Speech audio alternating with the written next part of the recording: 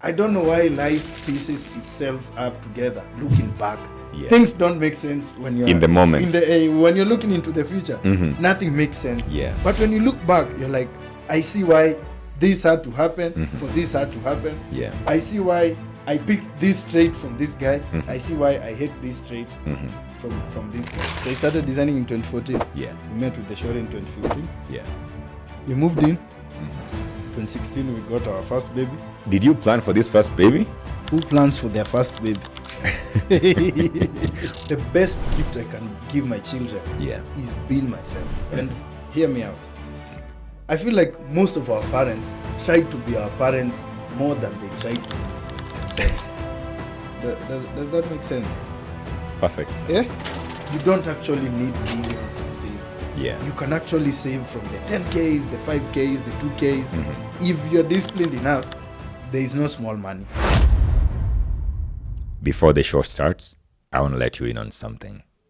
Episode 100, 101, and 102 of the Mic Cheque Podcast is going to be recorded live in the city of Nairobi, the city of Toronto, and the city of Minneapolis. If you'd like to be part of the audience, purchase your ticket now. Find the link in the description to this video below. Enjoy this episode.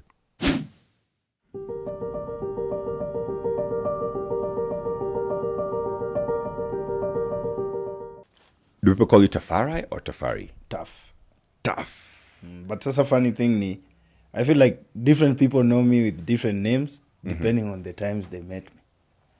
Okay. Yeah. Folks, I'm meeting you here today.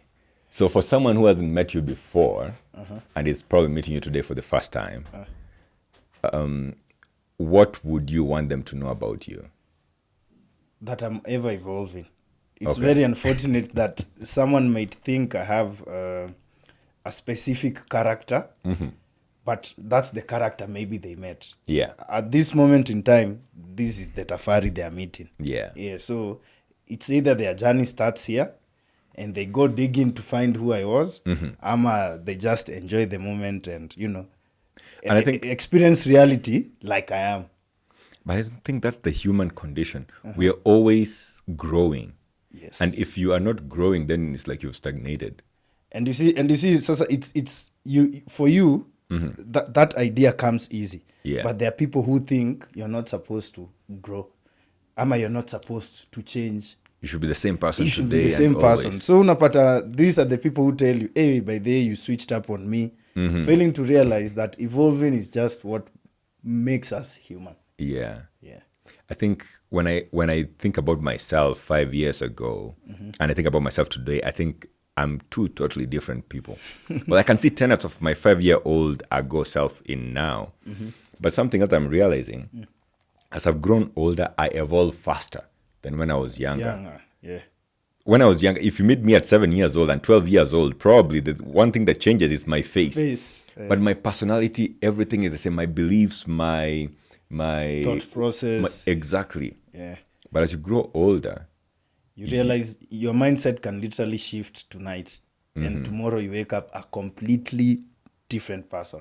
Sasa it's very unfortunate for the people who again don't think that growth is necessary.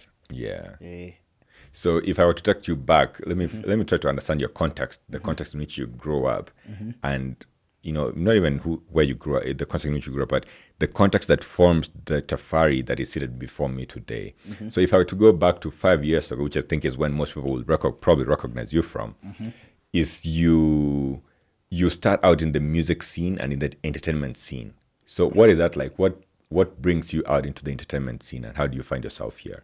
It's very interesting because even earlier I was mentioning to you that I studied pharmacy. Yeah. And everyone in our family thought that I would be this, pharmacist. pharmacy serious guy in a suit and tie. Serious office. A serious office job. Yeah. But then, now looking back, I realized all these were just thoughts of whom I thought I would be. Whom I thought I was. Because growing up, I was brought up in a family structure that was very artsy.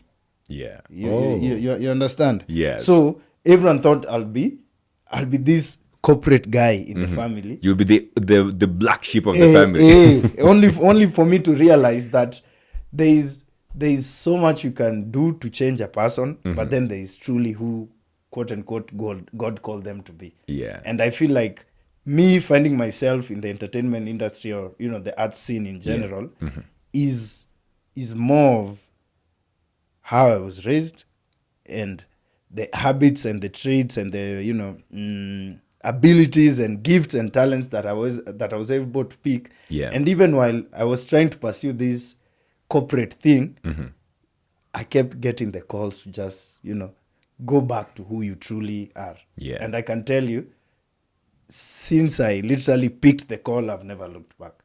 Yeah, because hakuna kitu entertainment sijafanya. So was there a literal call that actually came through for you? Like not really. Okay. I wouldn't say, because I feel like just like any other millennial African kid, most of us, we literally did what our parents wanted us to do for as long as we stayed under their roof. Yeah. My calling came when I was in second year. So you're nafanya pharmacology. So nafanya pharmacology, pharmacognosy.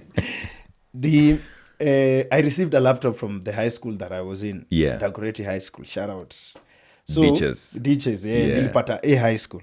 So when I was in second year, damn, an A like an A of 84 points. Like straight A. Damn. Yeah, You're a smart kid, man. Beautiful. So when I got the Folks, laptop, I'm seated here with a very smart guy. Can you put up, Dave, let's do this. This is a normal. Let's put up a massive A, the biggest A that you can find on the screen, and put Tafari's small picture next to it. Yeah, so when I got this laptop, I had already started taking pictures. Because you see, when I was in high school, I was a clever kid, yes, but I was also very much in, like I was in all clubs. So I used to handle the school camera. So through that, I was able to go to very many different functions.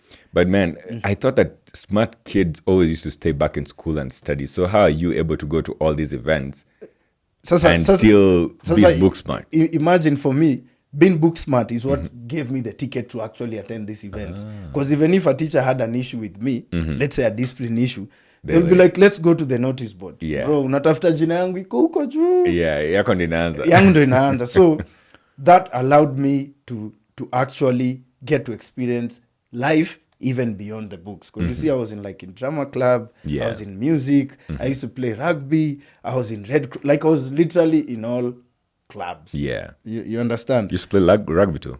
I not anymore, but I used to play rugby. Yeah. I was a scrum half. So the guy you met me with at the art cafe, that guy played for Kenya Sevens. Fire. Yeah, so, great guy. He's coming to the pod next week. What's his name? Ian Minjire. Yeah. Fire. So when I got this laptop, since I had already developed an interest in taking pictures in high school, I used to borrow a friend of mine called Bob a camera, take pictures, then learn to edit with Picasa. This is in Picasa. I remember Picasa, man. Google Picasa. Yeah. So this is in 2014. Yeah, I remember Picasa from around that time too. I was in uni then. Yeah, it was the Instagram filters kind of editing software app. Yeah, that was, I will say, it was my most basic. It was my first software. To learn. You understand? And you see, this is me using knowledge that I had learned in high school about taking pictures. So I used to take pictures of guys in uni.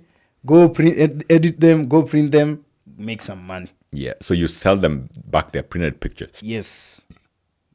You understand? This was me in second year. And it was courtesy of the laptop that I got from high school. And in high school is where I learned to take pictures. You see how things are related? Yeah, man, they're all connected. Yeah. So wait, why did you get the laptop? Is it because I scored an A in high school? Okay, so I was gifted they were gifting you a laptop. So we were called for a prize giving. Then we were gifted after high school. After high school. Yeah. So it was supposed to happen the year after, but there were some issues. So it happened when I was in uni already. When I was in uni already. Yeah. Second year. And then is this the first laptop you owned? This is the second laptop, because the first laptop that I ever owned used to belong to my dad, but we were in primary school. Yeah. Because also our family, I can tell you, my looking back is when I realized that me being an artsy person, I can clearly see where it came from. Yeah. You understand? Because even our family history, my dad was a DJ. My parents, his parents used to do printing. Yeah. They used to run a printing press. They used to own a printing press. Yeah. So you see, now that made sense for me while I was in second year to download Photoshop and start learning poster design. Yeah. Because I had already seen posters at home. Yeah, of your DJ. Of my DJ. Yeah, DJ Dad. Yeah. Yeah, DJ Daddy. He was called Papa Kilosh. Oh, I know Papa Kilosh. Yes. I feel like I've heard of Papa Kilosh. Yeah, Papa Kilosh. He's amongst the first people to actually, bring reggae to what it is in the country. Shout out Papa Kilosh. Yes. Yeah, I'm not very conversant with the pop culture in my country, which is sad because I was a rock fan from back in the day, and so I ended up becoming more of a fan of the Western pop culture. Gotcha. But I've heard of Papa Kilosh, man, and Yes. and I think after this episode, I'm going to look him up and actually listen to his stuff and see how you and even try to figure out how the name sounds familiar to you. Yeah. Yeah. So when I was in second year, a friend of mine installed for me Photoshop. Then I started learning Photoshop. Yeah, you were pirating the software. Yes, I was pirating Photoshop CS3, CS4 around those times. Yeah, I remember I used to do the same thing, man, back in the day. When the interface was still gray. Yeah. So this was in 20... I don't use Photoshop anymore. What is the color of the interface now? I mean, I'm a Canva guy now. Canva is too basic for... Yeah, for people like you, man. For people like me. Yeah, for me, I used Photoshop for a while and then switched totally to CorelDRAW.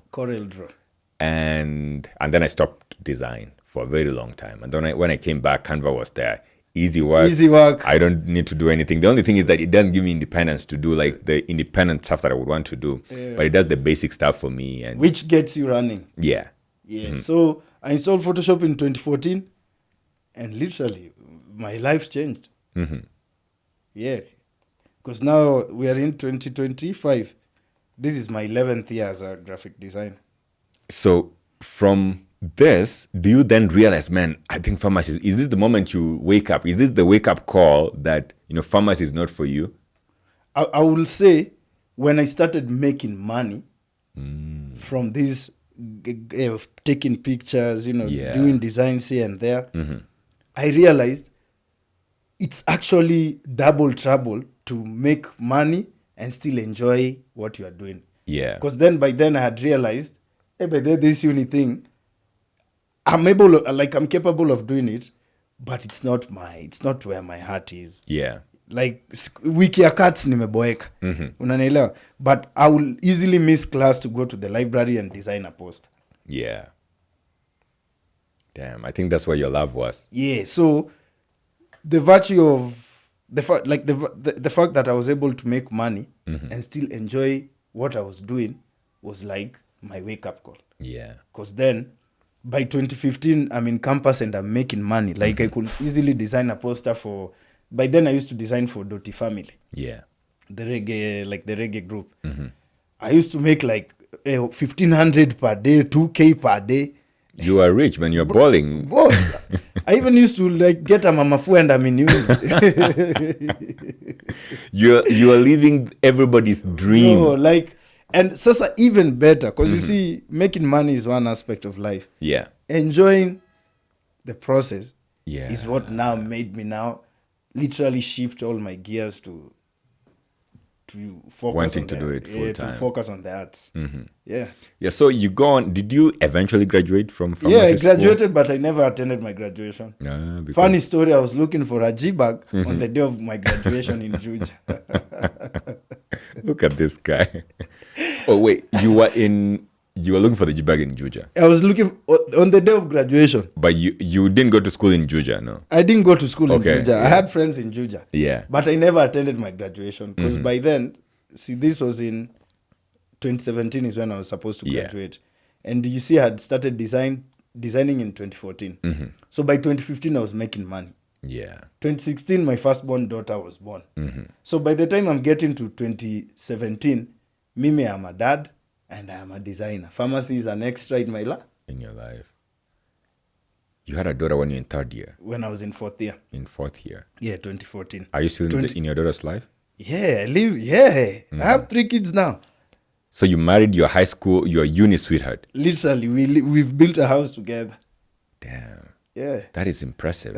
And I'm saying that is impressive because I know so many folks who ended up in relationships in uni and probably had kids then, most of which were unplanned for, ended up separating from their partners. Their partners. And they met their partners single parents. Hey, Sisi, Mimi, like, we literally met in 2015. Mm-hmm. So I started designing in 2014. Yeah. We met with the shore in 2015. Yeah. We moved in. Mm-hmm. 2016, we got our first baby. Did you plan for this first baby? Who plans for their first baby?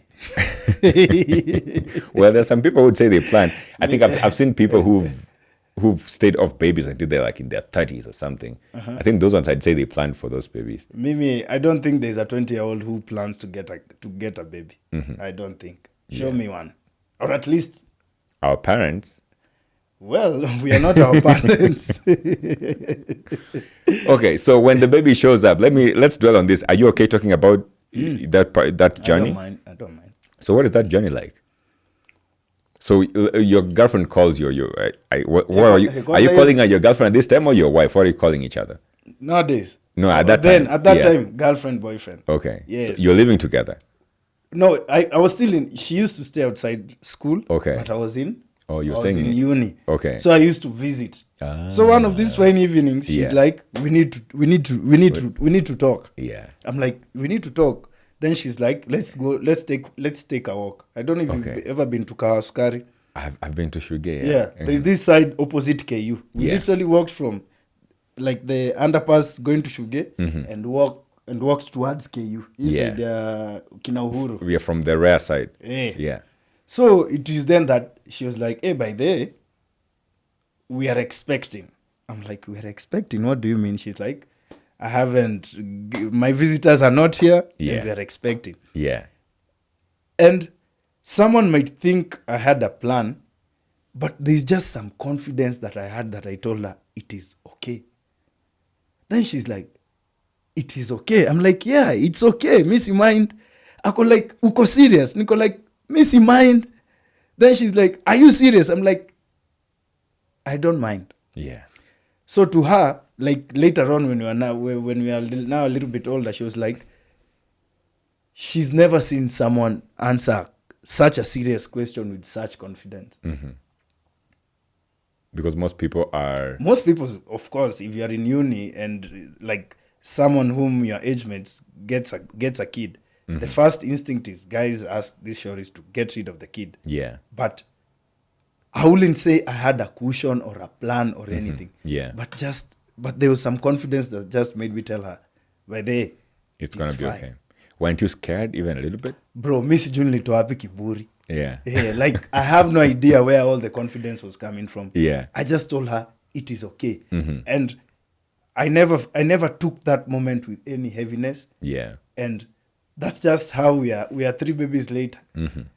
What did your parents say? Did you ever tell your parents? So these are now some of the reasons why I never even attended my graduation. Because you see, she was in uni, I was in uni. Yeah.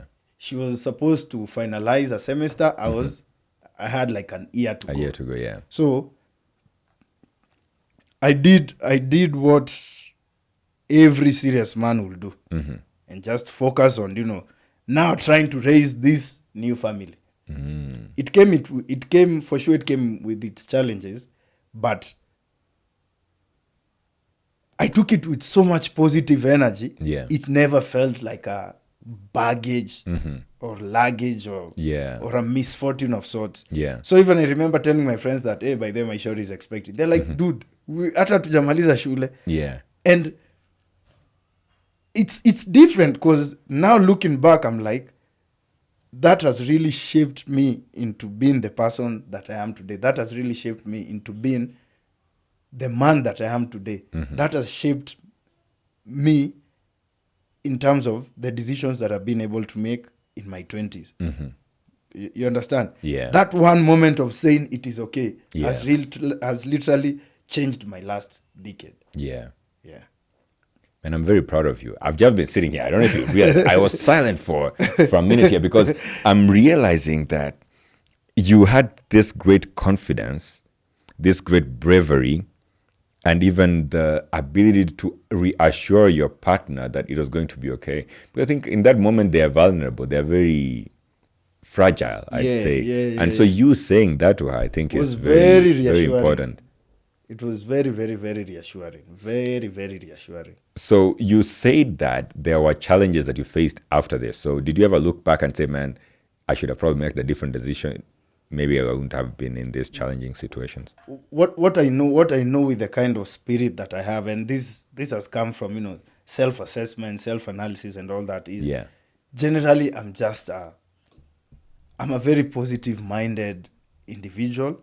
And even if there are situations where I feel like my soul is being dragged down, I somehow just find some fire in me to keep going.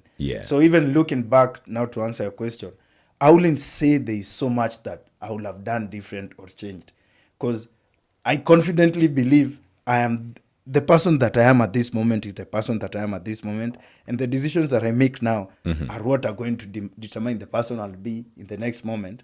And I don't want to look back and say, I wish I did not exist at that moment. That's why I intentionally just try to be where I need to be, do what I need to do, be friends with the people I need to be friends with. Like, I don't think there's an outside life that I lead that is beyond what you're seeing.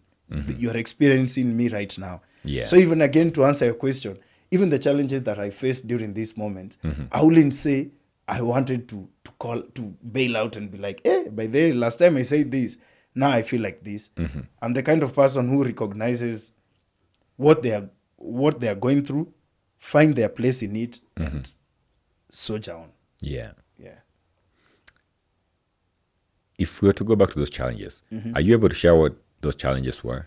If you remember for sure. Like living with someone, for instance, is a big challenge. Like assuming you've been raised for 20 years, leading a life a certain way. Now this is you wanting to share your life with someone who's led their life for 20 years in a different way. For sure, when you start living together, there are things that mahali pa kuweka slippers mtakosania, umeingia na umekuja umelala na nguo ulikuwa nayo nje, umekuja kwa kitanda. Of course kuna hizo, unanielewa? Ni ati tu again, it now calls for all of you to find that middle ground and make these challenges not to be challenges anymore. Because even you, for instance, there are moments you look back and you're like, nilikuwa nimejam nini? Unanielewa? Because I remember, like, for instance, there's a day my daughter was I was like, nani amewasha TV? Then mtu wangu akaniambia, baba, ni TV tu. Unaona, yani amereduce hasira yako yote into it, but it's just a TV. Why are you even mad? Why are you even mad? Like, it's just a TV. So even when you're asking about these challenges, they range from mental, because this is a new baby, this is a new family, you're still in school, you need to balance work, there's that. Then there's you living with this person, like each and the different responsibilities that I had, be it the partner, be it the student who's still in school, be it the new dad, the new guy who's about to become a dad. All these different aspects of facets were bringing different challenges that if I didn't embrace or, find meaning in them, no matter how much we might speak about them, they has to hold any water. Unaona? True. But I'm very proud that you were able to overcome all these challenges, man. And now you're speaking about 3 children later, man. So you go through all this, and you graduate, and so you continue with, with whatever you're doing. So how do you? I know that now you and Chaxy work together, on Mic Cheque and many other productions that go on in Chaxy's in the Chaxy universe. In the Chaxy universe. Chaxyverse. But how do you and Chaxy end up working together? It's interesting because there's a show called KU Campus Icon. It used to be hosted by a guy called Amos Njeru and Victor Matara.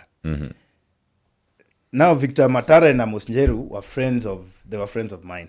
So I used to do graphic design. I used to do posters for them, for the guys who were coming to be hosted in the KU shows. Now, Chaxy was doing the KU FM drive. And Chaxy needed someone to help Then he asked Akinamos, who's the guy who does these posters for you guys? Yeah. Then he was like, there's a friend of ours called Tafari. Here's his number. Yeah.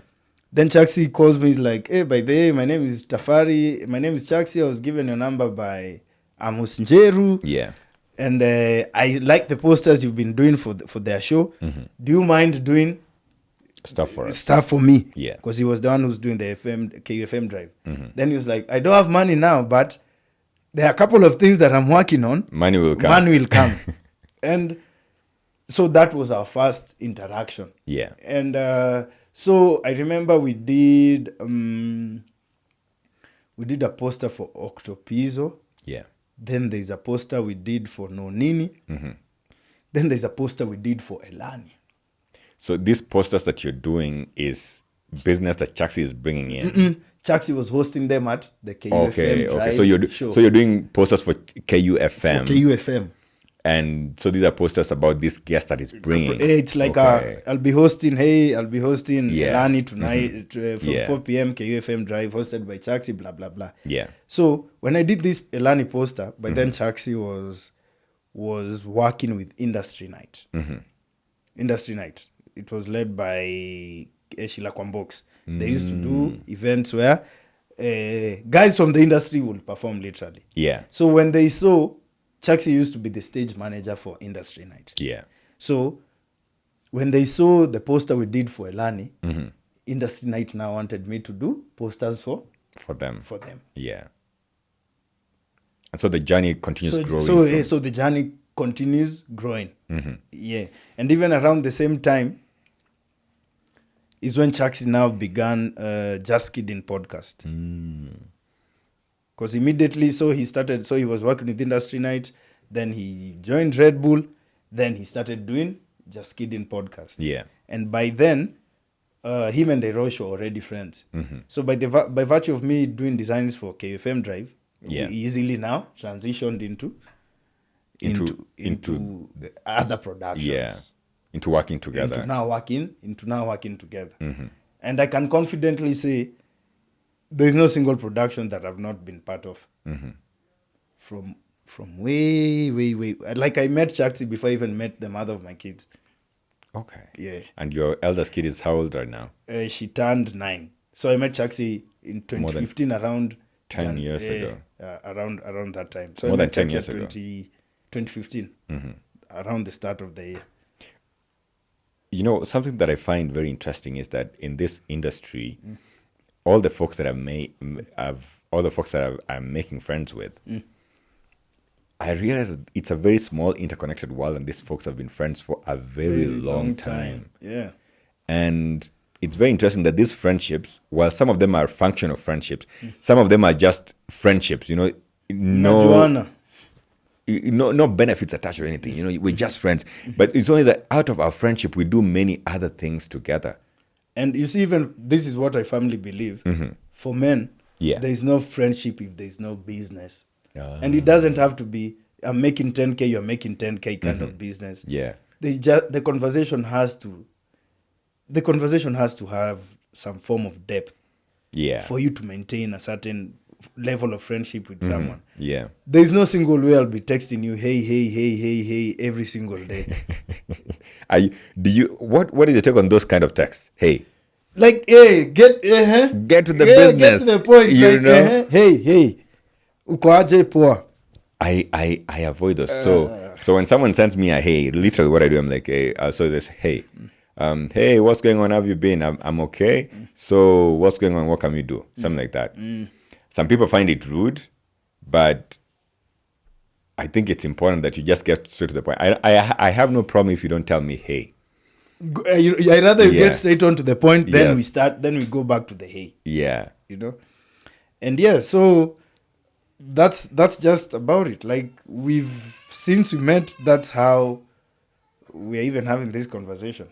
Because then that means even when I cleared uni, we now proceeded to do like the Just Kidding. Then there's another show that was called what's the name of this show? Loud. Then like so many, like if you go to the Upside channel, literally all those shows you'll find my imprint in one way, shape or form. Yeah. And I think that is beautiful because you guys have been able to build something massive, something recognizable, and I would even call it a movement in what is now called the Mic Cheque Podcast. Would you say that is something you actively participated in forming? What do you mean? So if you look at all the productions in the Upside Network channel, we'll see your thumbprint in them. We'd see some sort of evidence in you.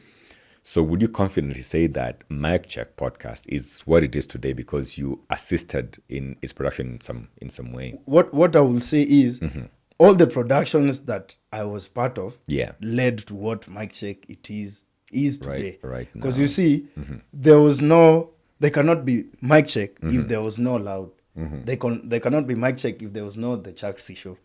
In a sense that all these efforts cumulatively sharpened our minds, sharpened our talents, zilituosha in a way. Like everything that we did, like even earlier I was telling you the number of times production has literally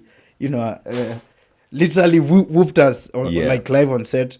So I can say that everything that led to what Mic Cheque is today is a culmination of so many hours of work, so many failed ideas, so many rejections, so many I wouldn't want to call them hardships, so many lessons. Because you see, like for instance, myself, I started off as a designer. When there was need to learn to take pictures, I became a photographer. When there was need to shoot, I became a videographer. When there was need to edit, I learned how to edit. You understand? When there was need to run a production, I learned how to produce. You understand? So even I can't say I made Mic Cheque. Mic Cheque also made me in a way, because through the different experiences and all these different productions we've done, I've been able to learn different things that have benefited me even beyond the podcast.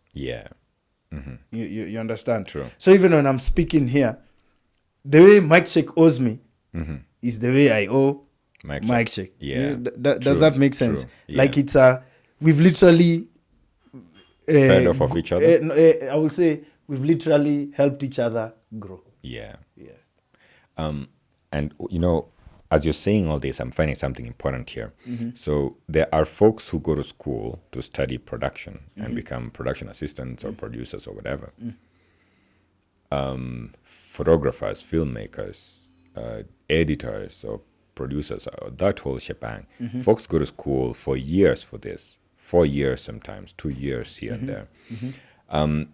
But one thing that I've found is that once you get to the field, you realize that everything you learned in school, sometimes you literally get to the field and you start learning afresh. Again, because there is no single day you will leave a production set without learning something new.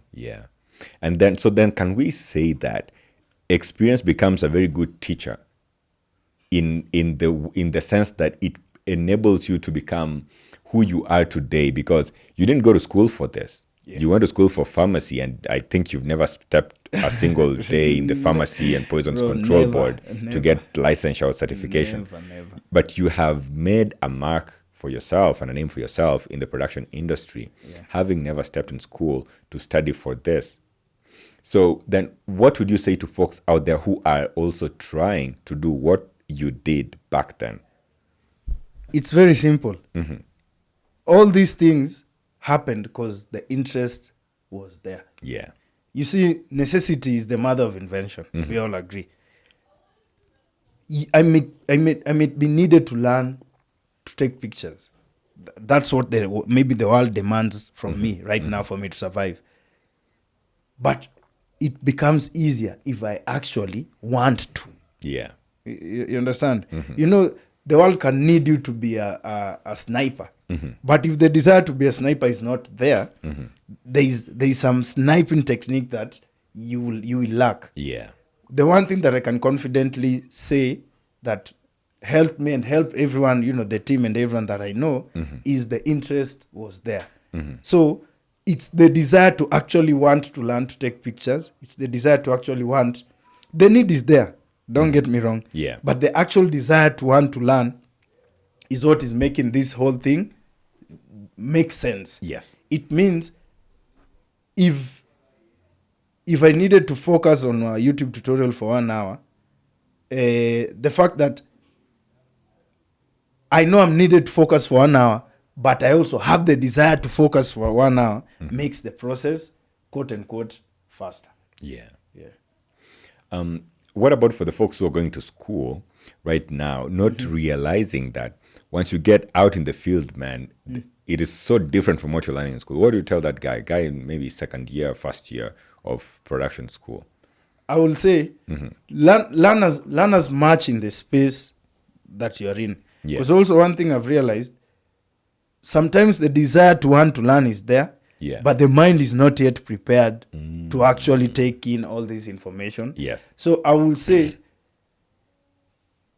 I've been able to do the much that I've been able to do because of the virtue of also being in that moment and learning as much as this moment allows. Yeah. And being ready to know, and this again needs a lot of self-analysis, being ready to know that I am now good at this, let me now try elevate the experience. Because you see, the biggest problem has been guys want to learn only what's on the textbook, failing to realize the practicals and the theory don't go hand in hand. Sometimes, not even sometimes, most of the time. Yeah. You understand? Yeah. It's mostly how fast are you willing to apply this information you have to solve a particular problem. Yeah. You understand? If we come here and realize that, by the way, one of the lights is not functioning. Yeah. It's not a matter of saying we must use 4 lights. It's saying, okay, we have 3. How can we make these 3 work for this? For this moment. So the theory dictates you need 4 lights. But you see the practicality of the situation doesn't allow you 4 lights. It doesn't allow you 4 lights. Your mind has to be capable enough to be in the moment and realize we can make the 3 lights work.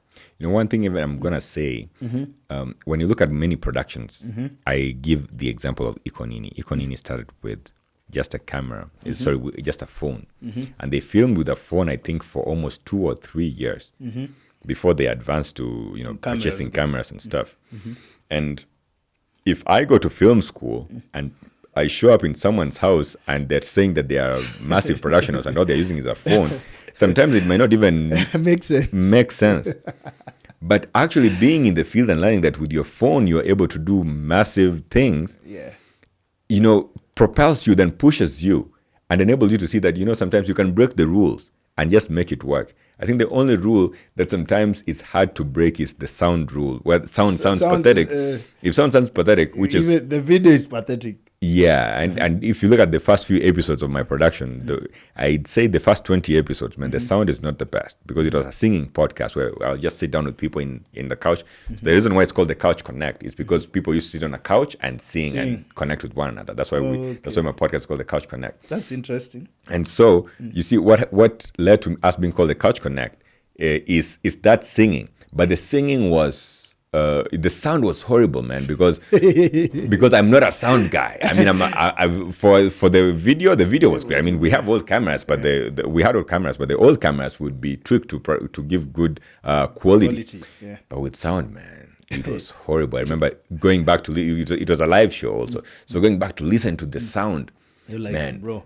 It sounds nothing like what we had when the guys were performing live. Exactly. And of course, sometimes I'd be monitoring it with a small headphone, like connected to my laptop, and I'd be telling them, man, this. But I don't want to stop to go and I also didn't have a production crew. It was only me and my cousin. And my cousin was just switching the camera angles on the ATEM. And so I am there having set up the cameras, man. I can't go back and start setting it up with the sound because even sometimes it used to take me like 3 hours just to set up before we can get started. So even thinking about standing up and going to set up sound again. But like to know way. Yeah, man. And you see this where now I'm saying that experience is a good teacher because it teaches you all these shortfalls that you have and you keep learning on the job. Yeah. And this enables you to even start your production with nothing, literally with your phone. And even it equips you with a character. It makes you a problem solver. Have you ever been in the field long enough to actually start thinking like a problem solver more than the role you are being called for? Because you see, like, for instance, for you to say you're a producer, the producer is the link between the client and the crew. You understand? So I'm assuming this is the client, I'm assuming this is the crew. This is the producer. So the producer needs to be able to say the client needs XYZ, communicate it to who, let's say, your the crew. Director or whoever the leader of the crew is, and make sure there's a balance between all these systems.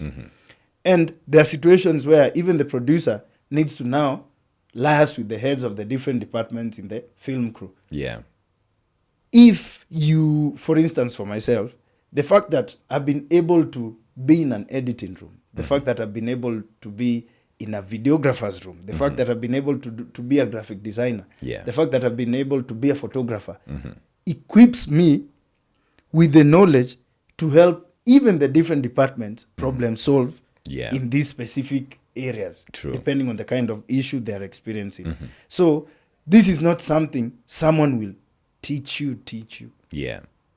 And I would even say that most people don't find value, especially when they're being shown something, when they are educated.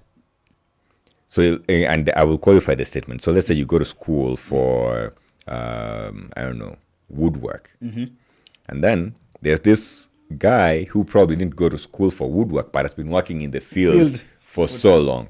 So you show up as an intern, and then the guy is there doing the thing in the wrong way, wrong from in the way that you are taught to do it in school. You somewhat become,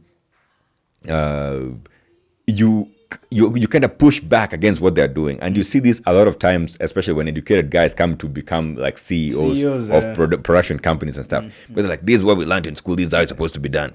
But it doesn't matter. The machine operator is like, I've been here for 25 years. Young man. And granted also that this 25-year-old guy who was literally, by the time this guy was being born, this guy was already working. Granted, they have a point that this is not the way it's being done, but there's also something to learn from the guy who's already in production, who's been in production for this long. Because, and this applies to any field. Think about it, whether you are in medicine, whether you are in teaching, in education, in production, whatever in field. Farming, in the food industry, the hotel industry, in the transport industry. This information always applies. Experience becomes the best teacher when you are there and you're learning from the experience. And my hope is that the education system, and the education system I'm talking about is like post-secondary education, comes to a point where they are able to merge practical stuff with the theory that they teach. Because I feel like theory is always 2-3 steps behind the practical. Always. And it's funny that the books that you are reading right now were written 3 years ago. So keep this in mind. I'm reading a book that was written 5 years ago. And I have no any problem with it. I'm taking 4 years to learn about this book that was written 5 years ago. So literally I'm 9 years behind already. And there's someone who's been working for 9 years. Bro, we can't be the same. Let me tell you something interesting that I always see. So folks who leave school and go straight into the work industry. So I've been in school for so long. I normally tell folks I'm 35 years old now. And I've literally been in school my entire life. I'm working on my second PhD right now. And so I make fun of my friends who went to work immediately they graduated high school. Because those folks started making money immediately after high school. While the folks who go off to university and, case in point, you who went on to study pharmacy for 5 years, and you interned for what, a year? You literally stay home for 1 year. You stay home for 1 year, then intern for 1 year. Oh, so after graduation, you still stay home waiting to be posted? You wait for like 6 months to do the board exams. Yeah. You understand? When you do the board exams, they give you approvals. Then you now go for internship for 1 year. Yeah. Then now study again to do post-internship exams. Yeah. So that's already 7 years. So like literally, they'll be done with you after 7 years. Yeah. So 7 years is when you're literally getting into the work field. Yeah. And woe upon you if you decide to go back and special. I don't know if do you guys specialize? Yeah, guys specialize. Guys still go and do masters. So there's someone who, like, there are classmates of mine who went and did like a 2 years masters where you study for 1 year, you have your project, thesis, defending. I'm assuming it's even a university that's outside the country. Yeah. Which even means the time might be even slightly longer. Yeah. Because of the waiting, the blah, blah, blah. So yeah. 9 years, 10 years, hey bro, I can't. And so it's very interesting. What happens is that the guy who's already in the work field, if they put in the same amount of effort and seriousness that you're putting in school, set for life. By the time you are, properly getting into the work field, which is when you're probably 29 years or 28 years old, this guy is already 10 years ahead of you. This guy is owning the company. You want to go and become a pharmacist there. I love this song by BN. You know the song I'm talking about? A student. Bro, that's literally how, especially because I'm like Kenya, for instance, that's literally everyone who went to school. Because then again, gone are the days where these big courses, they no longer reward like they used to. Big courses here being like the medicines, the engineering. Yeah. Like no one cares about those titles anymore. True. We are living in a world that cares more about the money more than the title. You remember when we were growing up, being called a doctor was such a huge thing. Yeah. Nowadays, no one even wants to be called a doctor. And it's even made worse by how even in the current regime or current situation, the guys from these quote unquote prestigious courses are having the worst working conditions. Yeah. So it's even very disheartening to try and convince a kid that they should become a doctor or an engineer, and every single day when they switch on the TV, they see these doctors are on strike. Like, even like for instance, my folks stopped asking me about what I do. Yeah. They're like, you, by the way, whatever you're doing, we are seeing it's working. You continue. You are better off than your folks out here who are struggling. Whatever you are doing, continue. Yeah. It's very bad when I see, man. I have a friend of mine. He graduated. He went to medical school. He graduated 4 years ago from medical school. He did an internship, and I think he's been unemployed for 2 years now. And sometimes I feel sorry for him because the guy was very, very smart. Very brilliant. Incredibly smart. Worked hard in school, did all the right things that the parents, teachers, and society said. And then now he's here and he's struggling. I did a video recently, a few weeks ago, when Raila passed away. So I did a video with a friend of Raila's. And, we were having a chat. And what this friend said in his parting shot, he said that the one thing that would be good for folks to do is to be patriotic. And in the comments to that video, somebody said, man, how can we be patriotic when we sleep hungry? And I think what they meant is that we sleep hungry, and yet our politicians are, cutting off all the money from the from the treasury to buy properties and cars and offshore accounts and live comfortably with their children. And sometimes it makes me feel bad because then you break the fabric of the society. Whatever would have worked 20 years from now, it's being broken right now. So the way I'm thinking about these guys who are in school right now will be doctors 20 years from now. But then they can't be doctors because there'll be no money to pay doctors. So they have to find something else to do. And so what that means is that there'll be probably a shortage of doctors, or the medical career will be... The ripple effect will be way too large. Exactly. The medical system will probably be very broken because it's not rewarding enough for people to want to do that. And I guess it's very funny. Right now, you go and ask kids in school what they want to do. Bro. I kid you not, all kids want to be YouTube stars. Bro, musicians, pop stars. My kids want to be DJs. Kwanza, my firstborn has been changing careers for the last 10 years, literally. Like every single year, she has a new career. Yeah. But the one thing that now that we're even having this conversation is I feel now then the greatest call for anyone who, not even anyone who's raising a kid, anyone who is alive, I think now the greatest call is people need to now find something that is truly inside them and find a way to make it work. Yeah. Because world crisis is here forever. We will solve the doctor's problem, we will get into a farmer's problem. Solve the farmer's problem, get into a police problem. And it goes on and on and on and on. And the state of entropy keeps increasing in this world. Confusion. So, confusion and chaos. Yeah. So I'm very much for people finding their true calling. And it's very unfortunate. I can't teach anyone how to do it. But until you find your true purpose, the chaos in the world is forever. Find your true purpose and run with it. Yeah. It's very unfortunate, but that's just how things are. Do you think you've found your purpose? Yeah. What's your purpose? What's my purpose? Be in this moment, at this moment. Yeah. Yeah. Sometimes I ask myself that question. I don't know if folks out here ask themselves that question too. I don't know. Me, it's a question that I ask and answer every single now and then. Because I promise you, man, anytime someone asks me what my purpose is, I feel like I would answer them, but then I'll be questioning myself a few moments later. Is that actually my purpose? And for that reason, my purpose keeps changing from time to time.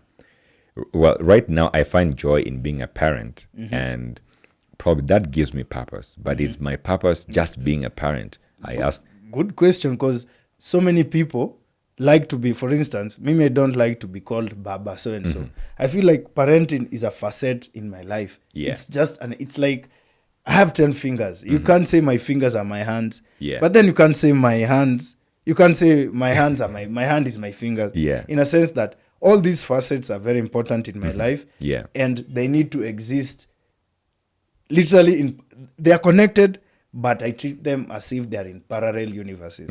When I need to be a dad, I'll be a dad. Yeah. When I need to be a friend, I'll be a friend. When I need to be a cool guy, I'll be a cool guy. Yeah. I've never wanted any of these facets or responsibilities to come in between who I need to be in a particular moment. Yeah. Because then again, I ask myself, you want to tell me if I didn't have kids, I wouldn't have a purpose? I'm sure I will have a purpose. You most likely it's would.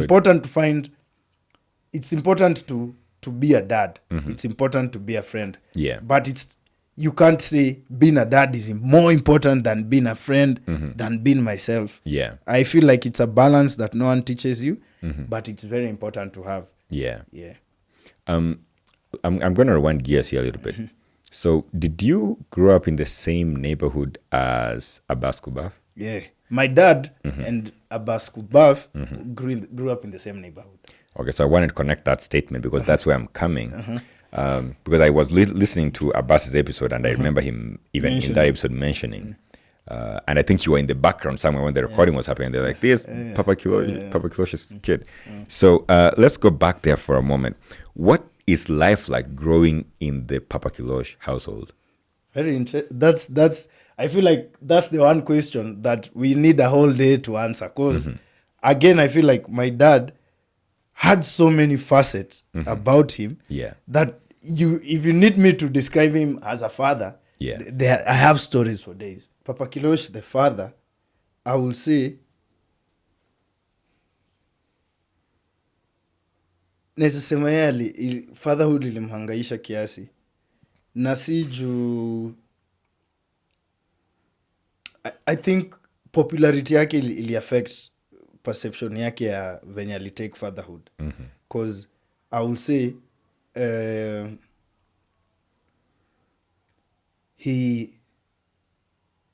kind of spirit he had, he wanted to take care of everyone. Unanielewa? Yeah. And when you want to take care of everyone, more often than not, your family suffers. Yeah. In one way, shape, or form. He's the kind of person who would want to take care of. Angeenda matanga zote. Angetaka kwenda mazishi zote. Yeah. Unanielewa? And when you do that, your family more often than not, they literally are on the receiving end. Yeah. Unanielewa? That's as far as fatherhood is concerned. Yeah. And so does that mean that would so let's say he might be, going off to take care of everyone. But what about listening to you folks or, giving guidance to his children? How many siblings were you? Tulikuwa wengi. Okay. But in our household, we were 4. 4. Okay. Yeah. So you had step siblings, is what you're saying? Step siblings. Okay. I had 2 step sisters and a brother. Yeah. How do you unasema wengi, bro? That's just 7 kids. Hao ni kwa household yetu. Okay. Household ni mingi. Okay, I see what you mean. Yeah. And so, how did that affect your relationship? I will say, you see also another thing that, like now after reflection that I came to pick up was going to school also meant we never hung out with our parents as much as we should have. Did you go to boarding school? Even if it's not boarding school. So yeah, this is someone who's a DJ. Yeah. They literally work at night and come home in the morning and leave at night. At night, yeah.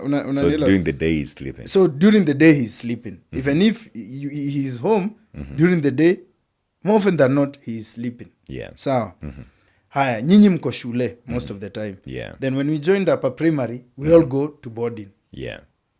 Sometimes looking back, I feel like when I was now supposed to hang out with my dad, he passed on. In a sense that time nimemature enough tunaweza kaa chini tuanze kukua mabeste kuongea.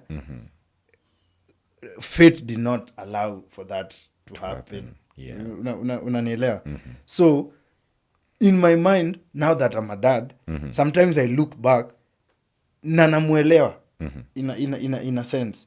When I start nikianza, if I start looking back and start blaming him, if I was not a father, it would make sense. Yeah. But now because I'm a dad, there are things that I understand that I didn't understand then. Yeah. There is some blame. Ningesema he's not available, he's too busy. But nikiangalia sahi, with the kind of work he was doing and the kind of livelihood and the kind of family setup we were in, there are things, there's some slack I'll cut him. Yeah. Unanielewa? And it's only because I'm a dad. So my experience with him then is different with how I would have been experiencing him right now if he was alive. There are things that I now know. There are areas for sure alilala. Unanielewa? But kuna vitu zingine sasa nikiangalia namuelewa. Are you able to talk about those things zenye unakiangalia unaelewa? Kama nini, for instance, what will I say? So in my experience, I would say something like, I used to think that my mom knew everything when I was a kid. But now that I'm a parent, I realized, man, that I am actually just winging it, man. I know nothing. I know nothing. I used to think that my mom knew everything, knew everyone, would Figured give out everything. My grandfather was older than my mom, so I was taken care of by my grandparents. And I used to imagine that my grandfather was like the richest man on earth, first of all, like literally, because I thought that he had so much money, and so I thought he was literally the richest man on earth. But also that he would do anything for me. But now that I'm old, I look back and I'm like, man, he was just also winging it like me.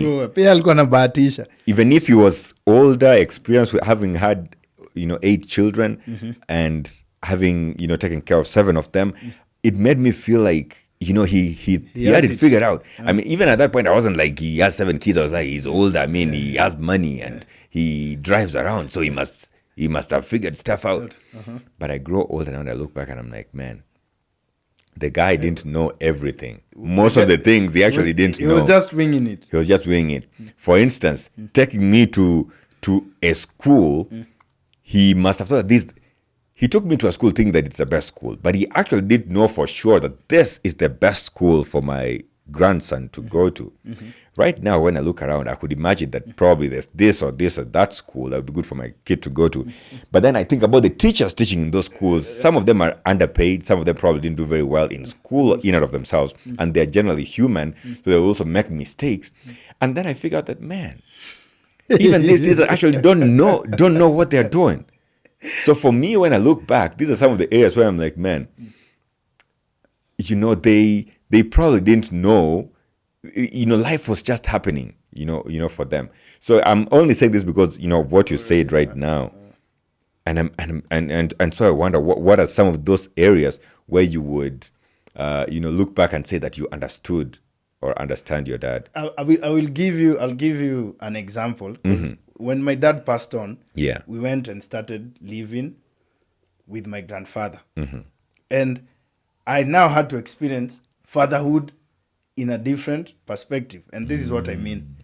My grandfather is the kind of person who will have 10K and budget that 10K for the whole month. We never lacked food in the house, but we were not throwing parties. You understand? There was enough. There was just like whatever access he had, he budgeted for that.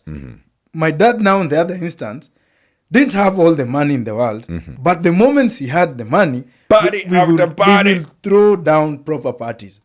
So, for people who know me to be, it's almost as if I've struck the right balance in a sense that I'm the kind of person who will throw a proper party or, have some good ass time and still make sure everything is okay at home.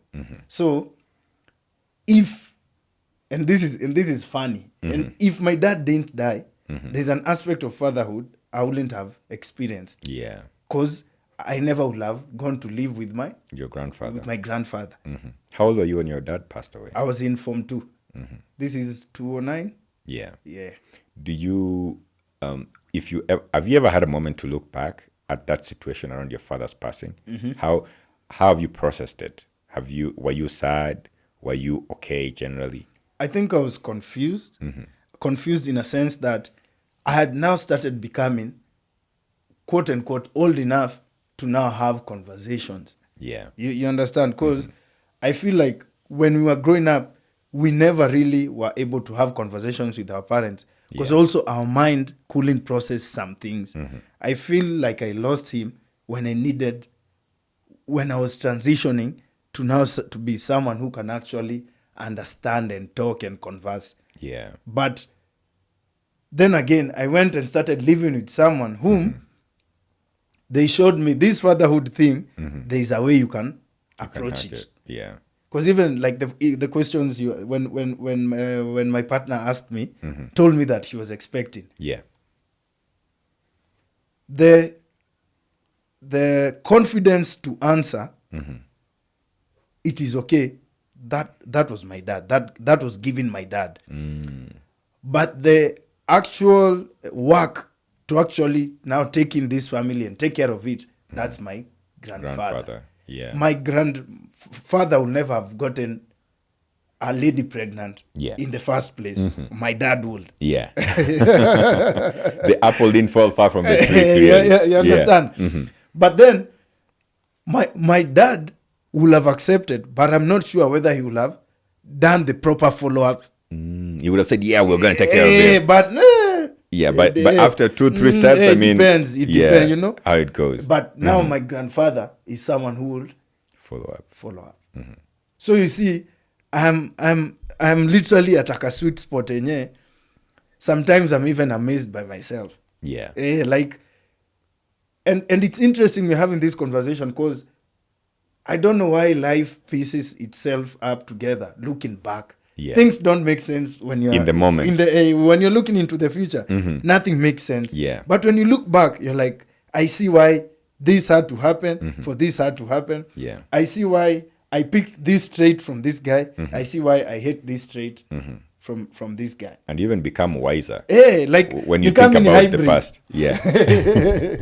and the way I'm even taking that statement is literally when I'm having a podcast episode with any guest, we have a conversation, and sometimes I interject a guest and ask a question, and then we take a totally different direction than what it would have been. But when I'm rewatching the podcast, I'm like, man, I should have gone in this direction. Oh, man, you know, I should have stopped in here and go back and continue to this side. And that has enabled me to be more aware and more present when I'm having conversations with not only my podcast guests, but also with people in general. And even to the point that nowadays when I'm sitting down with anyone, I'm like, man, it almost feels like a podcast conversation, because I learn so much more now. The job the podcaster versus job before he was a podcaster. I feel like while I was having deep conversations back then, they were not as deep, as eloquent, as very well-rounded as they and are even now. as intentional. Exactly. But I still want to go back here to your dad's passing. How do you get that call that your dad has passed away? It's interesting. That is the same day a friend of mine had convinced me to join Facebook. Okay. So I had left home to go to this cyber. Yeah. To open a Facebook account. And while I was at that cyber, my stepmom received a phone call. Yeah. You are with your mom at the cyber? So my my grandmother, my dad's mom called my stepmom and told her, by the way, kujeni home. Yeah. Siku zuri. Good thing is this cyber was a popular cyber and everyone knew had gone to that cyber. So the cyber guy was called and told, ambia Tafari akuje home sahi. Yeah. So this was during the school holidays? It was because my dad passed on in December 12th, Jamhuri Day. Yeah. It was literally we were at home.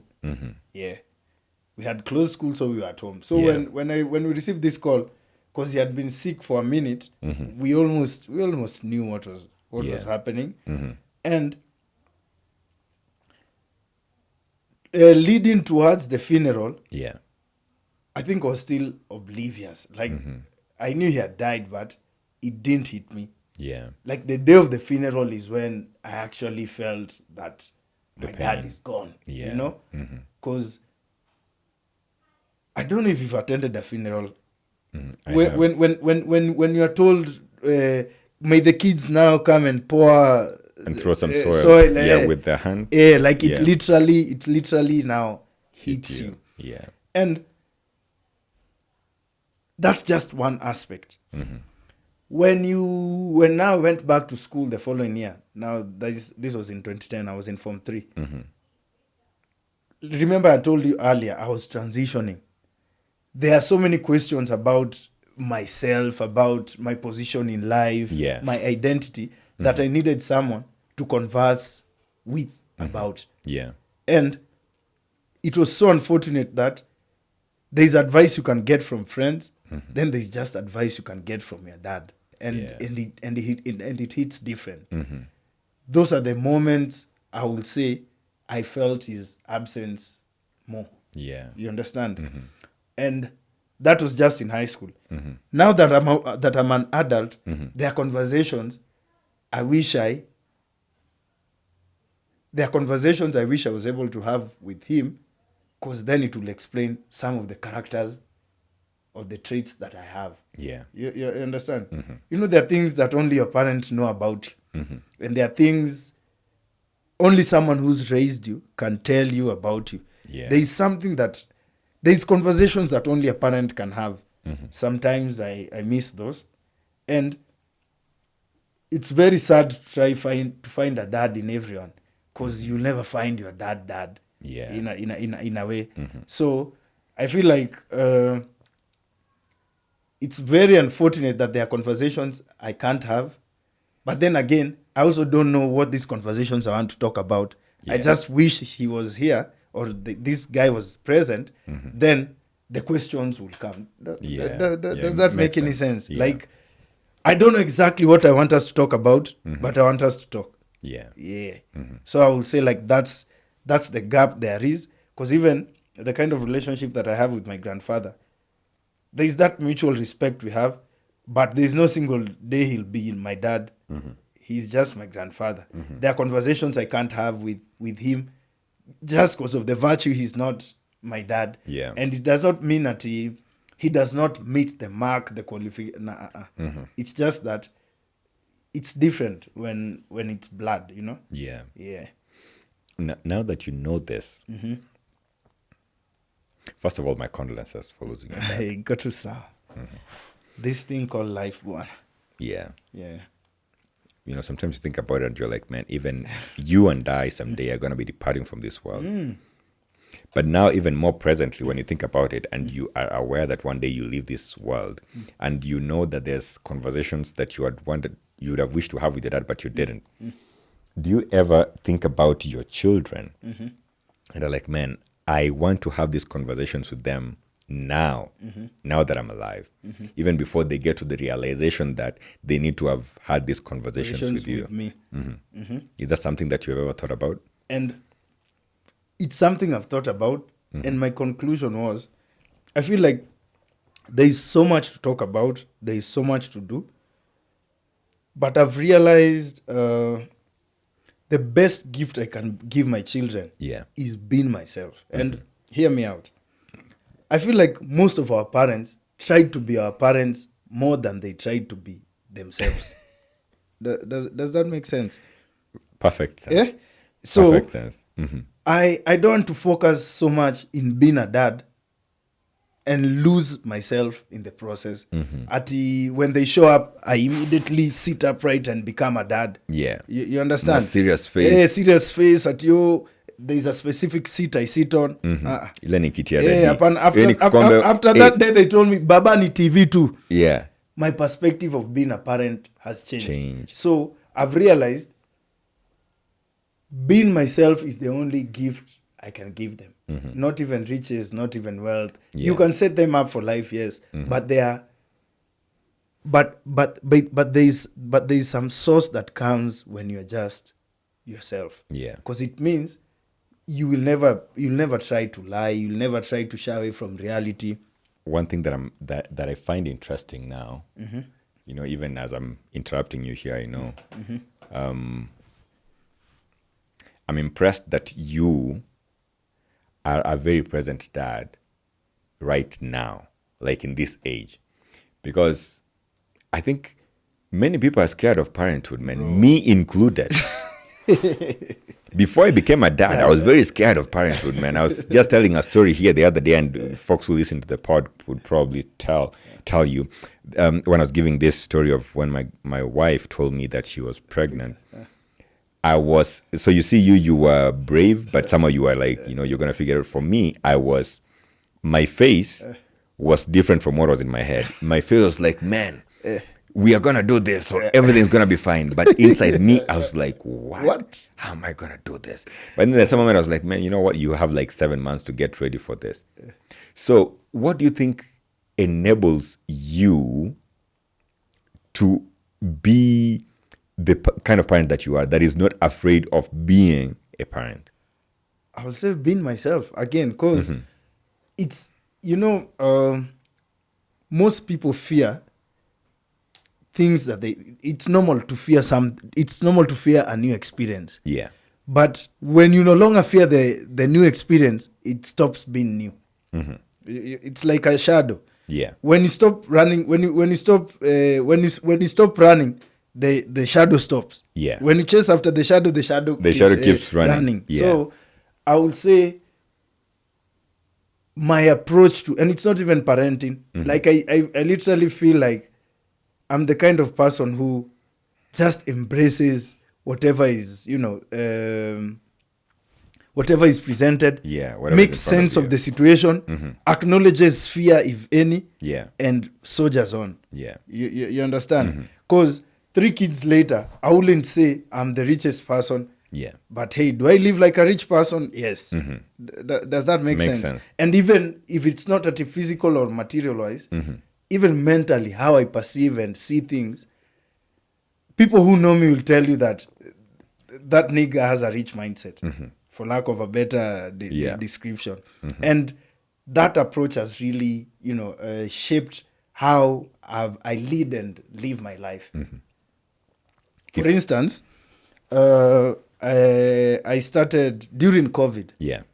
during COVID, I used to live in Kenyatta Road, somewhere along Thika Road. I know Kenyatta Road. You know Kenyatta Road. It's literally the road that leads to the Kenyatta's home. Exactly. Mm-hmm. So, literally. Yes. Yeah. So, this is in COVID was in 2020. Yeah. So, towards the end of 2020, there's an old guy who was a friend of mine. He used to stay in Kilimambogo. It was like, there are some plots that are being sold here. Mm-hmm. In Kilimambogo. In Kilimambogo. Yeah. Kilimambogo. Now you go past Thika Garissa Highway. Yeah. Cross at the river, you get to Kilimambogo. Tebu come check them out. Because during the COVID year, manze, graphic design business was booming. Because, all businesses were now online. Yeah. So there was need to create posters for all these different Zoom meetings, da. So business was booming. Yeah. And there was this constant fear that the world would end. So what did I decide to do? When them guy told me there's a plot being sold, I told my partner by there, let's go. To Hame. Oh, not even let's go check it out. It's like, let's move. Bro, I literally bought a piece of land and looked for a 2-bedroom around somewhere there. Yeah. And in Kenyatta Road, I used to live in like a gated community, 3-bedroom, upstairs. Life was good. Yeah. And decided to move to Kilimambogo. Yeah. So my friends were like, dude, like what's happened? Hey, what's happening? On? Hey, what's going on with your life? But it goes back to the kind of person that I am. I'm never afraid to try, experiment, and change, and, risk. You understand? Yeah. And all this is not because I'm a superhero. It's just there's how I perceive life. Yeah. And there's how the universe bends to my tune. You understand? True. So, Mimi, I'm this person who literally just believes and goes and follows and trusts themselves and like rely on their gut feeling. Like, I don't think I'm afraid to try new things or afraid to learn or afraid of what people are going to say about me or how they perceive me. I would say, especially in situations that I was like in a little bit of doubt, when I get my confidence, I literally run with it. Yeah. Yeah. And I'm finding this to be very profound because not only are you making the best out of the situation, but here is COVID and you are up and wanting to, the world is ending, but you're here moving to better, I would say, a better position, a better situation for yourself. Because if you believe out in the countryside, fresh air. Granted that even in Kairodi there's fresh air, but in Kilimambogo, man, the air is fresher. You can see there's to grass. The end, and I think this becomes very interesting for a man who's your age.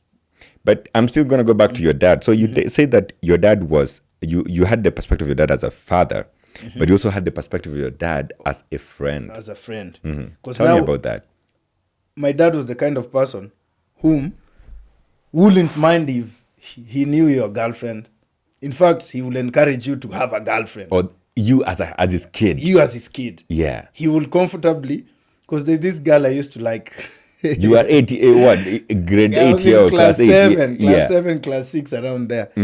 She was called Penina. I can never forget. Hey, Penina, where are you? If you're watching this, Penina, you gave this man sleepless nights. My dad used to know Penina was my girlfriend. Okay. And he was okay with it. There are situations where my dad would literally be walking with my stepmom at the back. Yeah. And I'll be with Penina walking at the front.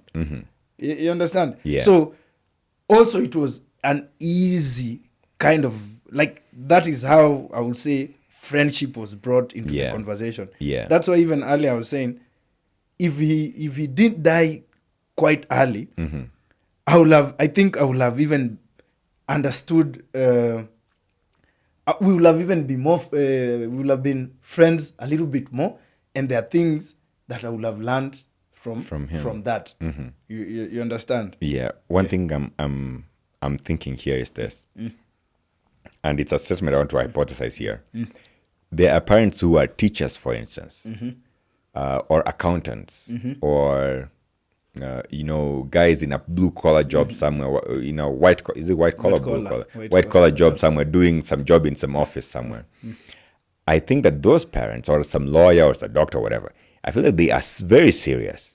Or during my time, at least, as millennials, our parents, I think our parents were baby boomers. So they were very serious as parents, and they never had this side.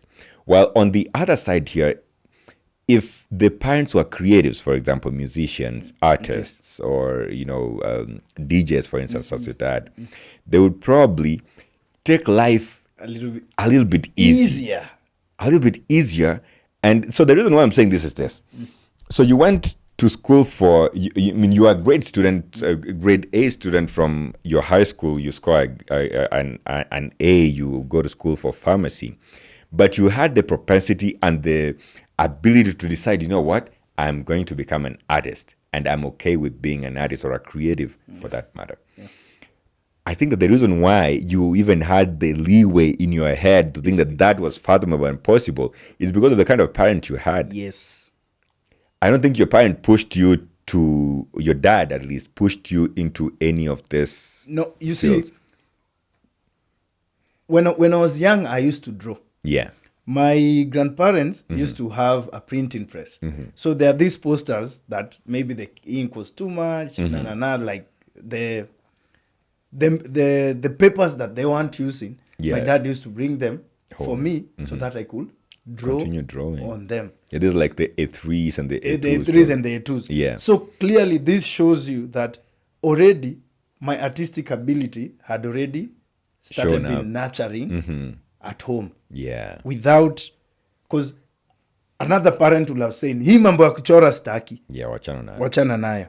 My grandparents even sometimes will go to an extent to actually bind these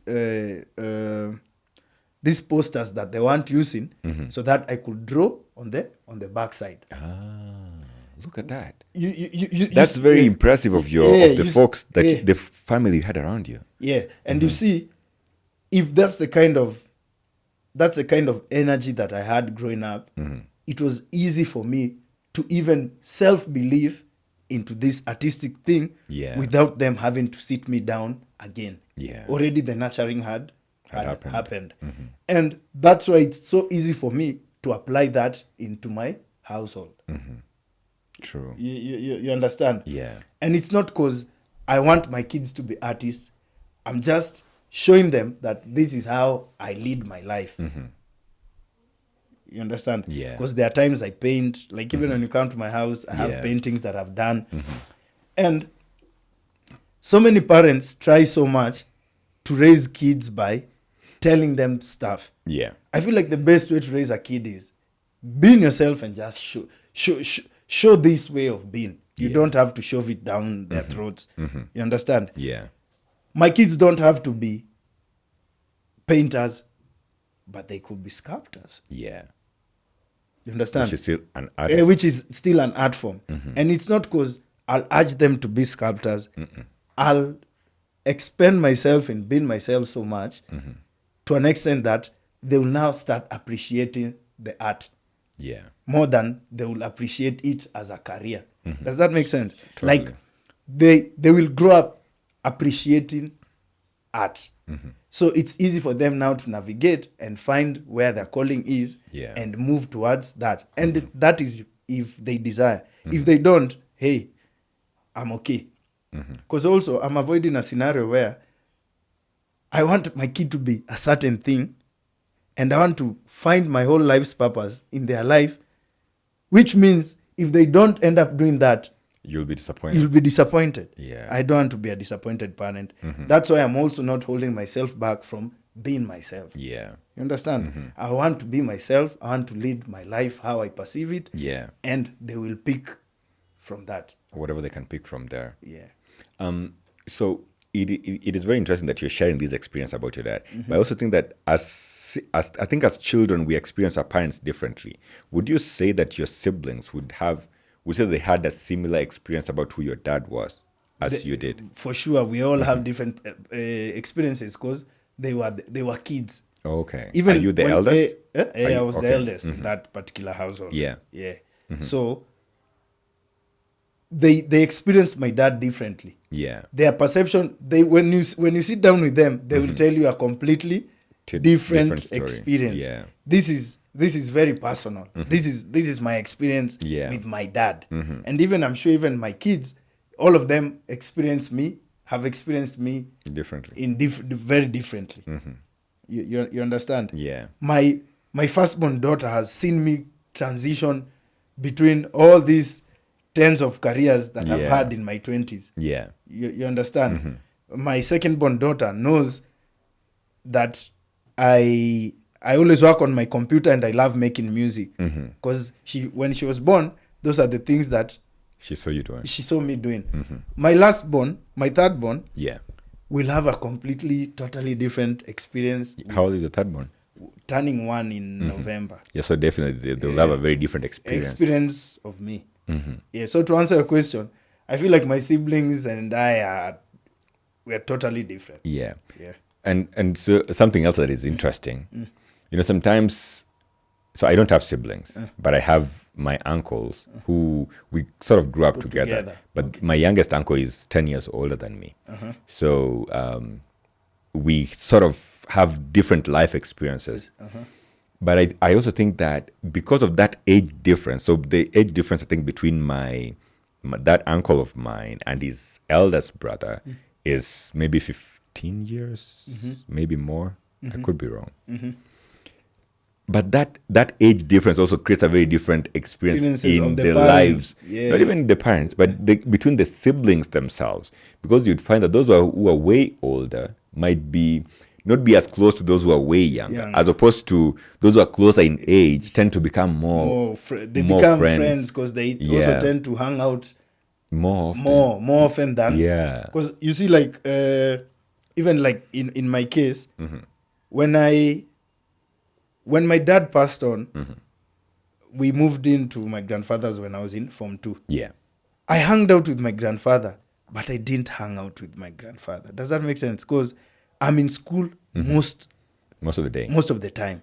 Higher. That's from Form 3, Form 4, I'm in school. Kwanza Form 4, I rarely came home. Me, I was those guys who used to stay in school. But Ditches was a boarding school? It was a boarding school. But even during holidays, everyone wanted me to just continue studying because they felt like I was literally chopiwa shule. So you would when ungeweka shule kwa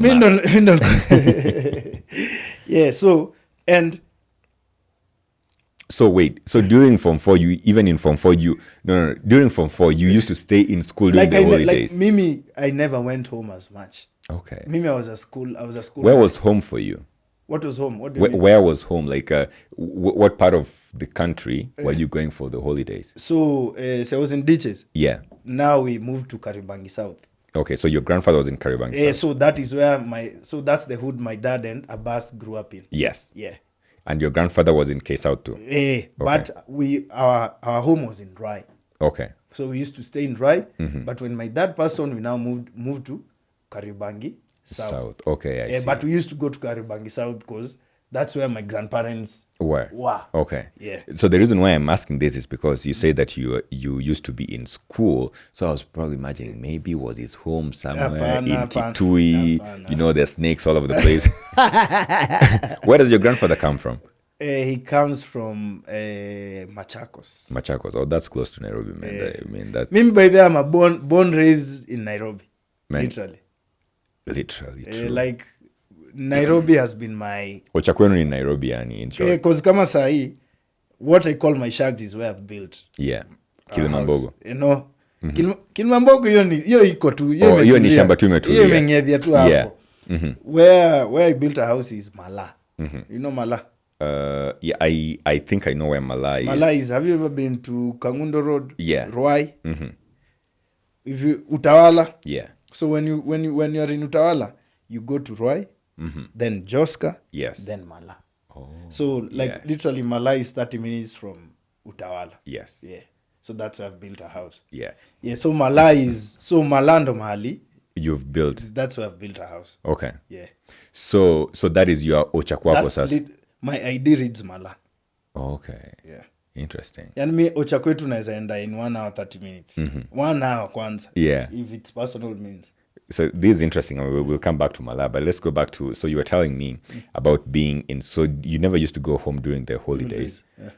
And so that created an opportunity for you to not have a relationship with your grandfather. Is that what you're saying? I was studying. I knew I really wanted to go to uni. Yeah. So, and there are other kids in school whom we were vibrating at the same wavelength. Yeah.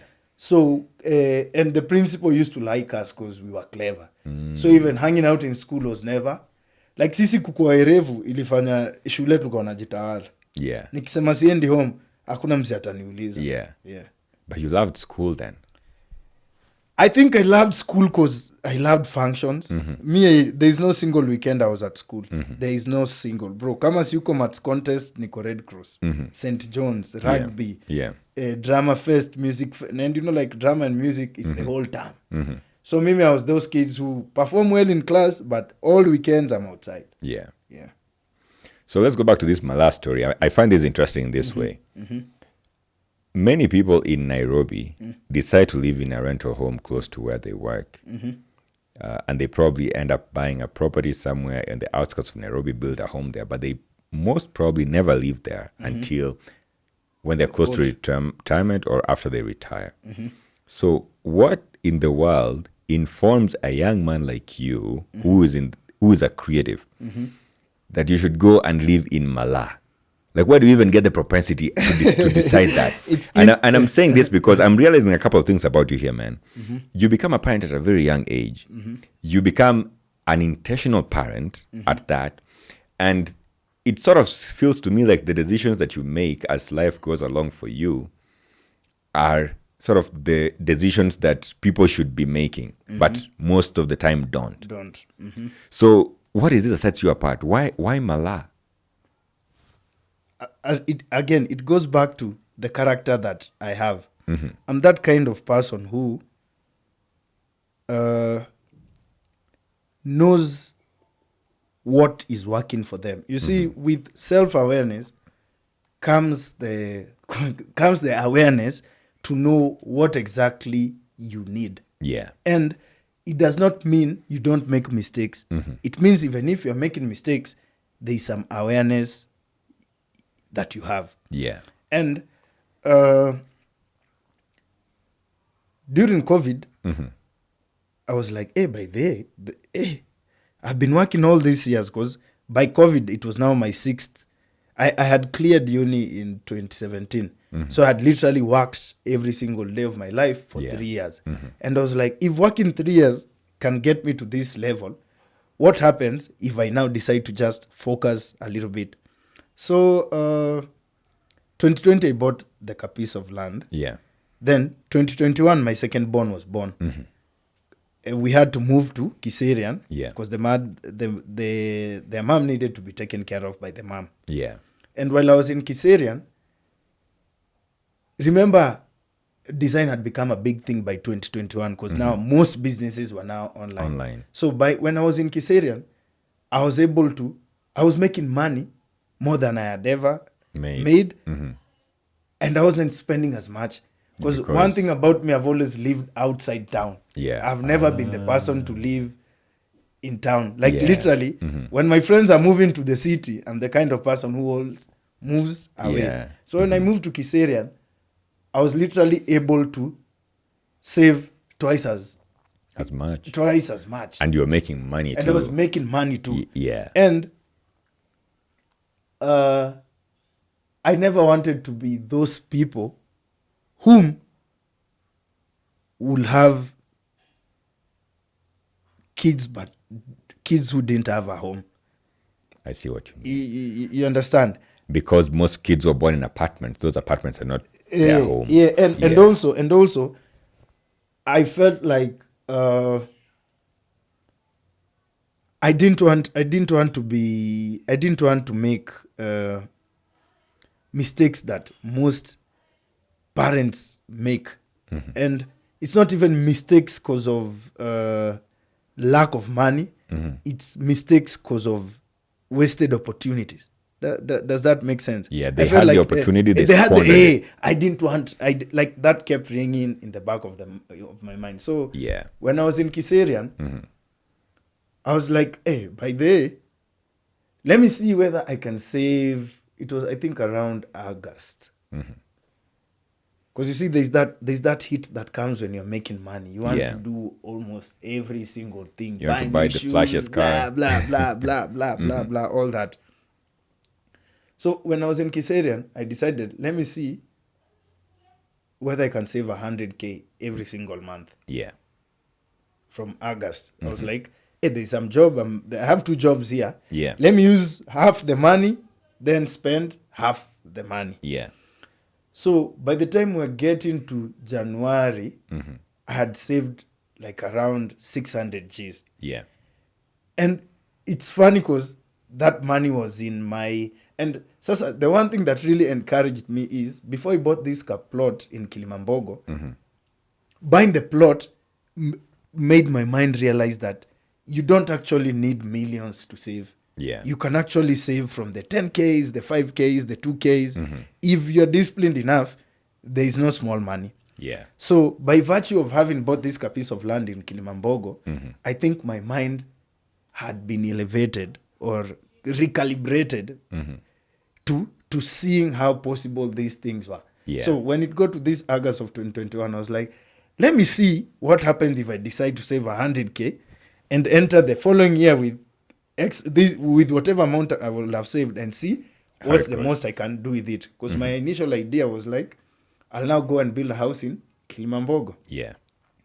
Fast forward, when it comes to January, I called my grandfather and I'm like, hey, by the way, there's some money I have. What do you think? Yeah. What do you think I can do with it? Hey, what do you think I can do with it? There's some money I have. Yeah. But I don't want to tell you the amount. I just want to tell you I have some money. What do you think I can do with it? Because now the other thing that had happened, let me take you back a little bit, is when I got my firstborn kid, I was like, I won't try and depend on my grandparents. So from 2016 to 2021, yeah, you are self-dependent. I was self-dependent to an extent that I didn't even want advice. I was like, I just want to lead my life, make all the wrong decisions, make all the good decisions by myself, and see how far this goes. I'll go. So when it came to 20, because now this was, so I started saving in 2021. So 2022 January, I'm like, hey, by the way, I have this money, what do you think? They're like, by the way, there's a parcel of land that's been sold around this place. You can come and check it out. Yeah. Sindio? Mimi huyo nimeenda hadi Mala, nimeonyeshwa.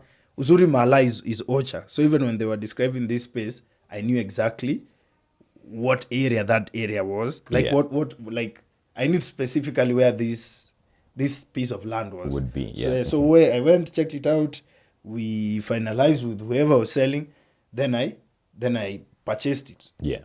Then once I was done purchasing it, I was like, then my grandfather was like, sasa fanya hivi, wewe ndo ungangane usave, uone kama tutakuja tuchimbe founde, hizi vitu hazitakagi haraka. Yeah.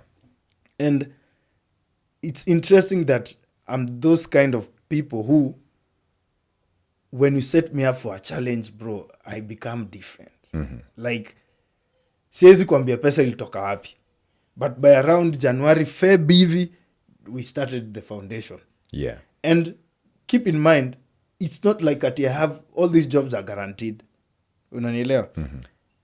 But I've already set my mind into building this thing. Yeah. Na si ati I have a formal job that I'm expecting, I've calculated and I know I have this amount of money that I will... Nilikuwa ni napata pesa na jenga na acha. Napata pesa na jenga na acha. Fast forward 2024 is when we moved in. So say to go 2025, I think we finished 1 year since we moved into that house. Beautiful. So I literally took 2 years to build the house. Yeah. And it's not like the house is complete, but mahali iko sahi, it's livable. Bro, atulipi rent. Yeah. Which is beautiful, man. Which is so beautiful, man. Hata saa ingine, looking back now that we've even spoken about how I came into design, blah, blah, blah. Yani it has proven to me that we don't need these quote unquote big bills, big jobs to do these things. Yeah. I think it's just a shift in the mind that needs to happen. And it's as if the universe complies. Yeah. Yeah. Once you change your mindset and you set your mind, I'm gonna do this. Yeah. Everything changes, and you'll be surprised. It's an overnight thing. Yeah. It's like a 1 second thing. Yani your mindset changes and life yako ina change. And things just work. Yeah, and things just work. And you believe so much until the success now comes knocking. Man, Tafari, tough. This is very. I still have a problem calling you tough. I'm used to more with Tafari, but tough. This is very interesting. And the reason why this is impressive is this. Years ago, there's people who would say that, design ni kazi tu ya kushikilia. Ukingojea kupata kazi. Or this and this thing is something to just to be doing stuff as you're waiting for the real gig to come through. But I'm impressed here, and I hope the audience watching us is also impressed, because the discipline is what matters. It doesn't matter what you're doing. What matters is the discipline. If at least that's what I'm hearing or getting from your story, man. Yeah, and you'll be surprised that everything is on the other side of fear. Because even me looking back sometimes, I don't believe it. Like, unaona venye unastuka, tunastuka pamoja. Yeah. Pia mimi sometimes I look back niko like, because if I look like even at the current economical times, when I started building the house, cement was 400 bob. By the time I was done, I was almost getting done.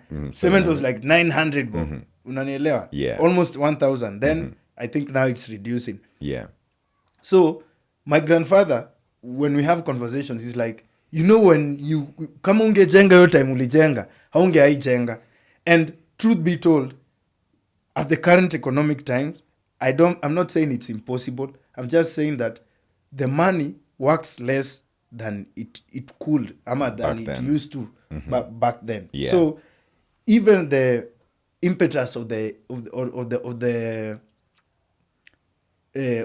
trigger to want to build at that point, I wouldn't say I am a genius for thinking that will be able. Yeah. But sometimes I look back and I'm grateful, that you did. That I did, because it means no matter how hard life is, I can literally work for food and go back home. Yeah. And you see, the reason why that is impressive is it takes away. I think the heaviest or the most expensive thing in anybody's bill is their living situation. For sure. Probably their rent or whatever. And so if you figure that out, it takes away a very big chunk of your monthly expenses. To me, it's not even the financial bit. It's the freedom to now live. Yeah. Does that make sense? Because it's not like I have that rent money that I used to pay rent for the different houses now in my pocket, but I don't have the mental burden. Yeah. Does that make sense? It makes sense. Expenses are here forever. It's just that this one expense called housing, it's sorted. So I have every other problem to deal with, but not the housing problem. Yeah. My kids have all the other problems to deal with, but not somewhere to go and sleep. Yeah. That's secure. And to me, because most people say, even when you build a house, you'll never see that rent money. Yeah. Me, I'm not avoiding the rent money. I'm avoiding the mental burden. The mental burden. As we are winding down here, there's something you said earlier that I want to understand something about. So you said that you were living your life without having to ask for advice or support of any kind. But you become a parent in 2016, I'd say? 2016, yeah. So did you ever break this news to your grandfather? Kwanza I called my grandmother, I was like, ati umefanya nini? Then I told her, then she's like, it's okay, me, I don't have a problem with that, but just know that is your responsibility. Yeah. I think that call really changed. That was like literally my wake-up call. Yeah. Because I now realize there is nothing wrong with what she said. She's just said the truth. Yeah. Kwanza nakumbuka lembe, hiyo ni mambo yako, hiyo ni juu yako. Mimi sina shida. It is okay. Yeah. We pambana. And that was literally my wake up call. Because since then I knew, bro, mambo ya uzazi, it's your responsibility. Yeah. You do you. There's no one who's going to teach you. There's no one who's going to save you. Yeah. And there's no one who literally knows how to raise your kids. Yeah. And there's no one who will raise your kids on your behalf. You just have to find a way to make it work. Yeah. Yeah. Damn. I have many theories here that I would hypothesize today. One of them being the fact that maybe when you are a parent, early enough you become more responsible with life, and you probably make the right decisions as life goes along. But man, this has been a beautiful conversation, man.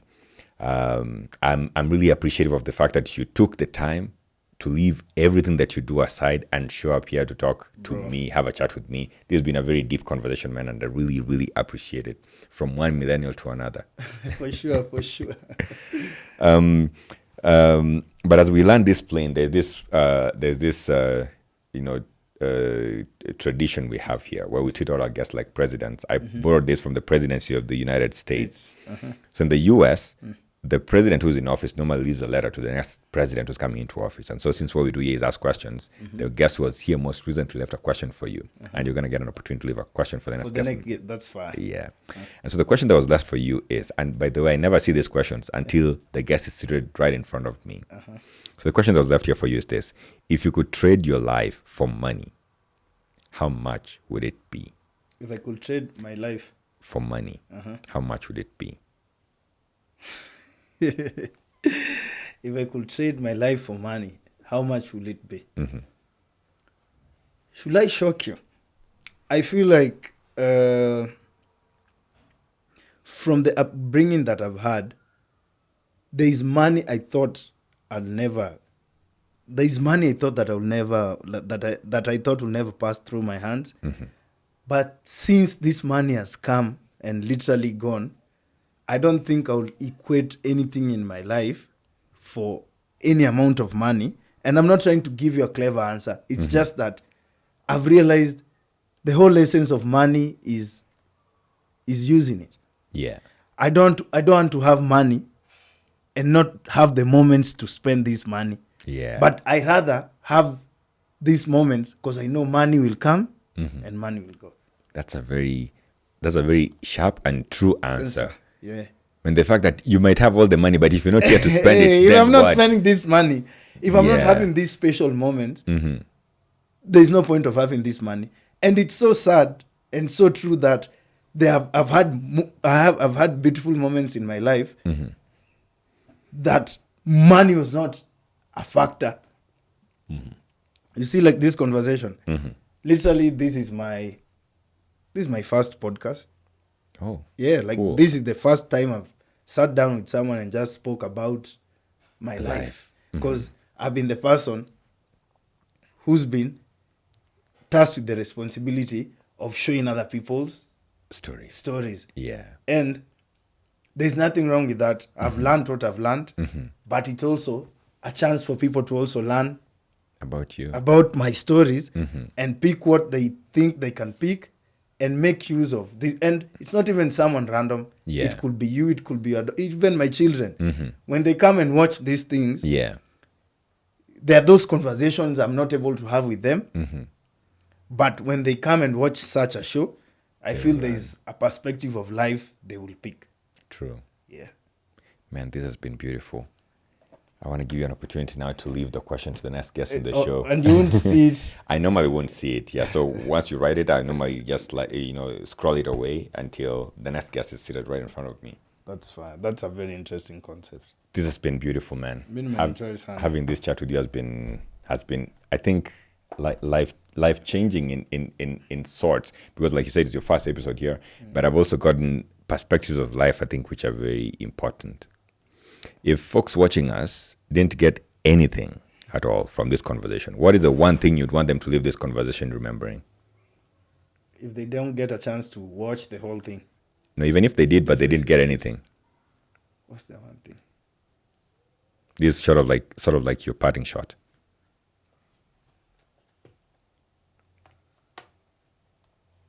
Trust your gut.